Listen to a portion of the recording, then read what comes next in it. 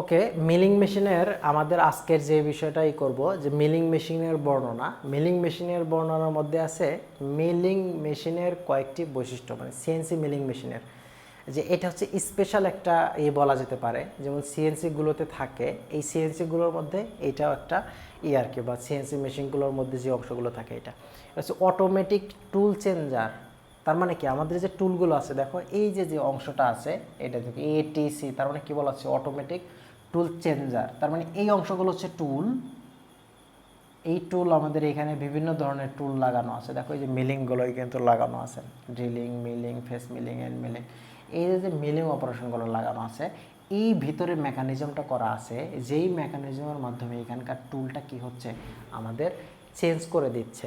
আমার ধরো ফার্স্টে আমি কমান্ড দিলাম আমাদের G1, বা ধরো G54, তার মানে এটা হচ্ছে আমাদের 1 নম্বর টুল, বা আমি G55 দিলাম, তার মানে এটা 2 নম্বর টুল, ধরো সাপোজ আমি ধরে নিলাম।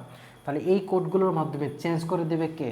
এই যে যে অটোমেটিক টুল চেঞ্জার আছে, এই অটোমেটিক টুল চেঞ্জার কিন্তু আমাদের ওই অংশটা চেঞ্জ করে দেবে, কাটারটা চেঞ্জ করে দেবে। তো এই অংশটা আমাদের মিলিং মেশিনেও সংযুক্ত থাকে, এই অংশটা আমাদের মিলিং মেশিনেও সংযুক্ত থাকে। তো এটাই বলতেছে যে আমাদের সিএনসি মিলিং মেশিন হচ্ছে অটোমেটিক টুল চেঞ্জার আছে। এরপর বলতেছে automatic work part positioner. Work part positioner মানে কি, ওয়ার্কের যে পার্ট থাকে ওই পার্টগুলো পজিশন করে দেয়। যেমন একটা ওয়ার্কে ধরো আমাদের একটা জায়গাতে না, আমাদের ভিন্ন ভিন্ন অংশে আমাদের এটা কি করতে হবে, কাজ করা লাগতে পারে। তাহলে এই যে যে ভিন্ন ভিন্ন অংশে আমাদের কাজ করা লাগবে, এই কাজ করার জন্য আমাদের ওইটার পজিশনটা চেঞ্জ করে দিবে কে? এর জন্য একটা অটোমেটিক ওয়ার্ক পার্ট পজিশনার থাকে, যেটা আসলে এই দিক থেকে এইদিকে ঘোরায় দিবে, ওই দিক থেকে এইদিকে ঘোরায় দিবে। এই যে যে ঘোরায় দেওয়ার কাজ, এটাও কিন্তু আমাদের মেশিনে সংযুক্ত করা থাকে, অ্যাজ লাইক অ্যাজ অটো আমাদের টুল চেঞ্জারের মতো।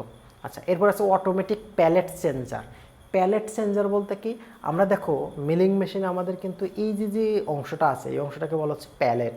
তাহলে এই একটা প্যালেট, তার মানে আমাদের মিলিং মেশিনে কিন্তু আমাদের খাস কাটা টেবিলের মধ্যে একটা অংশ ছিল। যেমন তুমি যদি দেখতে পারো, এই যে দেখো, এই যে আমাদের খাস কাটা যে অংশটা আছে, এই খাস কাটা অংশটা কিন্তু আমাদের একটা প্যালেট। বা ধরো আমি একটা অংশ যুক্ত করলাম, এই অংশটাকে আমাকে ঘোরায় দেবে, এই অংশটা চেঞ্জ করে দেবে।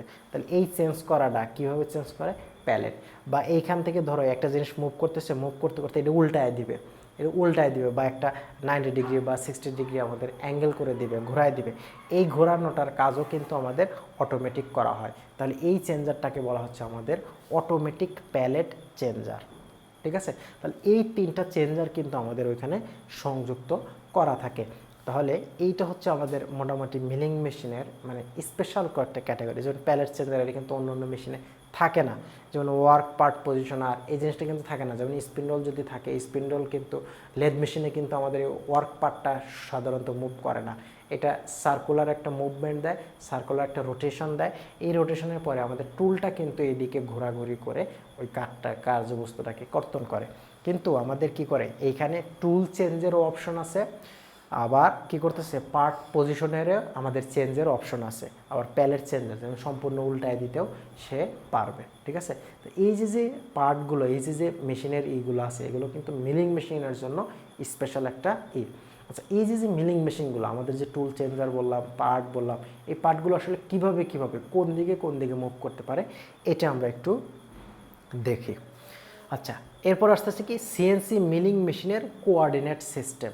কোঅর্ডিনেট সিস্টেম বলতে কি বোঝানো হচ্ছে, আমাদের যে জ্যামিতিক আকারের যে অক্ষগুলো আছে, এই অক্ষ কি এক্স অক্ষ আছে, ওয়াই অক্ষ আছে, জেড অক্ষ আছে, এই অক্ষ বরাবর যে মুভমেন্টগুলো, এই মুভমেন্টগুলোকে বলা হচ্ছে আমার কোঅর্ডিনেট মুভমেন্ট, বা টোটাল সবগুলোকে একসাথে বলতেছি আমি কোঅর্ডিনেট সিস্টেম। আচ্ছা, তাহলে এটি base, column, table, spindle, NC controller board দ্বারা গঠিত। এর কয়টা অক্ষ আছে? 3টা অক্ষ আছে। এটা কি বেজ। বেজ বলতে আমরা এই যে নিচের অংশ, দেখো এই যে আমাদের যে মিলিং মেশিনে যেটা আছে বেজ, এখানে টেবিল, কলাম, এই যে কলাম, এবং এই স্পিন্ডল এবং কন্ট্রোলার বোর্ড, এই সবগুলো অংশ নিয়ে আমাদের কি আমাদের এই মিলিং মেশিনের কোঅর্ডিনেট সিস্টেমটা নিয়ে গঠিত। তার মানে কিন্তু সবগুলোই আছে দেখো। আচ্ছা, তাহলে কি বলতেছে, এখানে কয়টা অক্ষ আছে? 3টা অক্ষ আছে, X axis, Y axis, Z axis. কি কি বলা হচ্ছে, এক্স অ্যাক্সিস টেবিলের ডানে বামে চলাচল করাকে এক্স অ্যাক্সিস ধরা হয়। তার মানে কি, এই যে টেবিল, এই টেবিলটা যদি ডানে বামে চলাচল করে, দেখো এই টেবিলটা ওইদিকে ডান দিকে অথবা বাম দিকে, ধরো এখানে একটা মানুষ দাঁড়িয়ে আছে অপারেটর, তাহলে অপারেটরের ডান দিক হবে টেবিলের ডান দিক, অপারেটরের বাম দিক হবে টেবিলের বাম দিক। যেমন ধরো আমি এখানে যদি দাঁড়িয়ে থাকি, আমার সামনে যদি মেশিন থাকে, তাহলে আমার হাতের ডান দিক হবে আমার এই মেশিনের ডান দিক, আমার হাতের বাম দিক হবে মেশিনের বাম দিক। তাহলে টেবিলটা আমার সামনে আছে, টেবিলটা যদি ডান দিকে মুভ করে তাহলে আমাদের এটা বলবো আমরা এক্স অক্ষের পজিটিভ দিকে যাচ্ছে। টেবিলটা যদি বাম দিকে মুভ করে তাহলে আমরা যাবো এটা এক্স অক্ষের নেগেটিভ দিকে যাচ্ছে। ঠিক একই রকমভাবে যদি আমার সামনের দিকে যায় তাহলে আমি বলবো এটা ওয়াই অক্ষ বরাবর, এবং এর পজিটিভ দিকে যদি এই দিকে আসে তাহলে বলবো এটা আমি জেড অক্ষ বরাবর বা ওয়াই অক্ষ বরাবর এর নেগেটিভ দিকে। তাহলে দেখো এই যে অংশটা আছে, এই যে সামনের দিকে টেবিল, তাহলে এই টেবিলটা মুভমেন্ট করতে পারে কয়টা অক্ষে? দুইটা অক্ষে। টেবিল মুভমেন্ট করতে পারে এক্স এবং ওয়াই অ্যাক্সিসের মাধ্যমে, টেবিল মুভমেন্ট করতে পারে এক্স এবং ওয়াই অ্যাক্সিসের মাধ্যমে। আর এরপরে যে আরেকটা অ্যাক্সিস আছে, এই অ্যাক্সিসটা কিন্তু আমাদের টেবিলের মুভমেন্টও আছে, প্লাস আমাদের যে কাটিং টুলটা আছে কাটিং টুলেরও মুভমেন্ট আছে। এটাকে বলা হচ্ছে কলাম। কলাম বরাবর আমাদের যে মুভমেন্ট আছে এটা হচ্ছে জেড অ্যাক্সিস। আমার টেবিলটাও কিন্তু উপরের নিচে ওঠানামা করতে পারে। ঠিক এটা যদি টেবিলটা আমাদের জেড অক্ষের উপরের দিকে চায় তাহলে আমি বলতেছি পজিটিভ জেড, যদি নিচের দিকে চাই এটাকে বলতেছি আমরা নেগেটিভ জেড। এটার দ্বারা কিন্তু টুলও চলাচল করতে পারে, এবং এই মুভমেন্টগুলো চলাচলের জন্য আমাদের একটা কন্ট্রোল বোর্ড দরকার।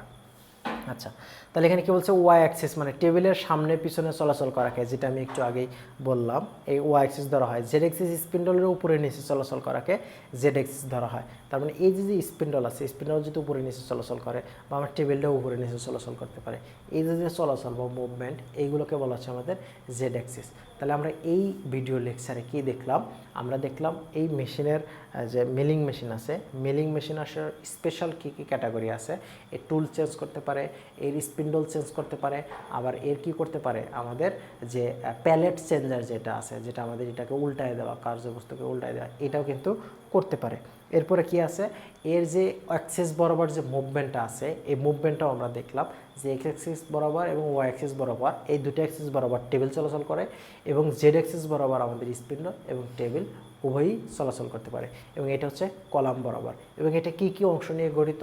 আমাদের base, column, table, spindle, NC controller board. এই বোর্ড বা এই ইসের মাধ্যমে এগুলো কিন্তু আমাদের এটা গঠিত। আশা করি তোমরা এই বিষয়গুলো খুব সুন্দরভাবে বুঝতে পারছো। যেহেতু আমাদের এখানে চিত্রের মাধ্যমে দেখানো হয়, তো এটা মনে থাকার মানে যে সম্ভাব্যতা অনেক বেশি, পসিবিলিটি অনেক বেশি।